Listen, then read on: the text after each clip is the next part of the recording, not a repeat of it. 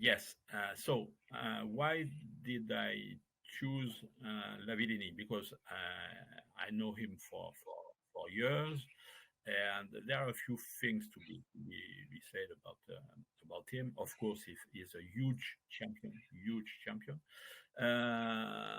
First time I met him was in 2007 in Debrecen, Hungary, for the under 23 European Championships, and I think I kept only three pictures of him. And I thought, oh, this guy better frame his national suit because never again we will see him with the national suit. Uh, I was not that wise then because we have seen him many times and he's been Olympic champion, world record holders. He has more than a dozen of medals in big championships. And he's a huge champion, and I have a good relationship with him. And moreover, I think with the pole vaulters, I think the reason is quite simple. It's because they arrive 1 hour before the event, and of course, when they step in on the track, they have to take their marks, finish the warm up, and so on. But it's not like the runners. They arrive a few seconds before the race, and so on.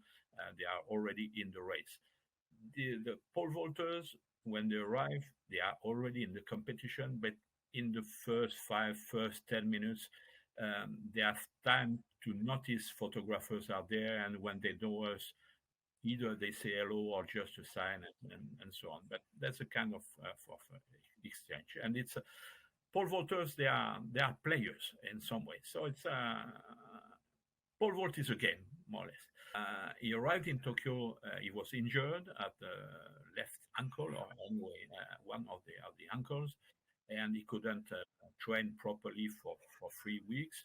And so he cleared the bar and he make it for the qualification. And the first picture, this one, yeah, you can see how happy he was, and the second one, how relieved he was because it was not 100% sure he could make it. So from one jump, two pictures, there are many different things in there. Immediately at the end of the qualification round, and I think because of the good relationship with Renaud and the trust and so on, so I went to him. And usually we are not allowed to speak to the athlete, but I think I will be forgiven. So I went to him and asked him, Renaud, can we shoot a team picture? He said, yeah, no problem, we do it. And so the three French came. I know the two others, of course, with their brother Durand and Ethan Parmont. First time, not very first time, but I saw Ethan in July in Tallinn, Estonia, for the European Under 23 Championships. He was the winner, so I had to shoot pictures of him, a portrait with the medal afterwards, and we had the opportunity to speak a little bit.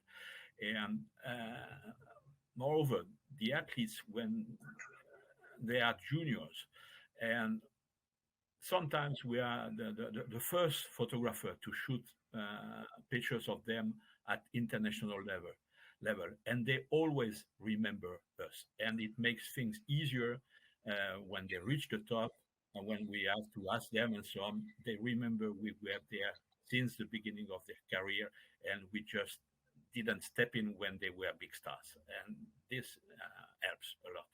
So here, they all three they finished to put their things back in their bags and so on. And Renaud himself asked them, "Hey guys, come with me," and he set up the picture. I just had to shoot, and despite the fact that two of them were out of the final, they didn't qualify. But I think for me, they were smiling. So it's I like it, and it shows the relationship with between the photographers and the athletes sometimes, and especially for pole vault because we have time. Now we are in the final, so it's a classic picture.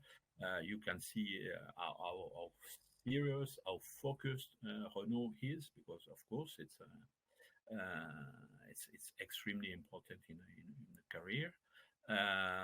You have Tokyo 2020 in the background, so once again you can rotate, and we always try.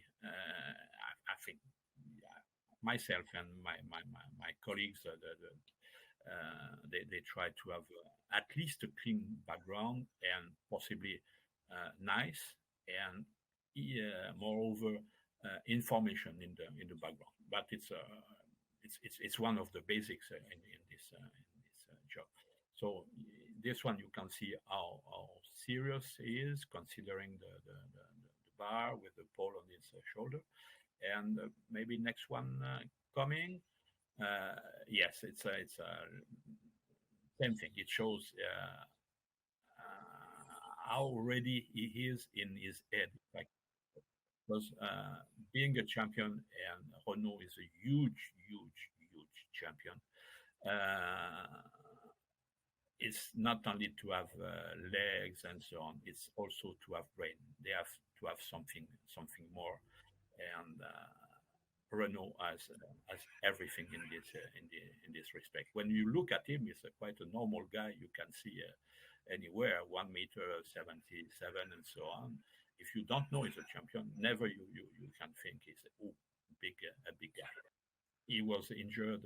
Yeah, now I can see it's the left ankle. I think it was his last warm up try, if I can say so.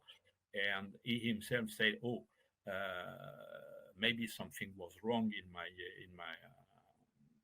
run up race and so on." And he fell down. The pole brought him back on the track, and then he was injured at the second ankle. It was real drama. But then comes the next one, and since 3 weeks he was used to see the physio every day for his left ankle. So then he had to take care of himself.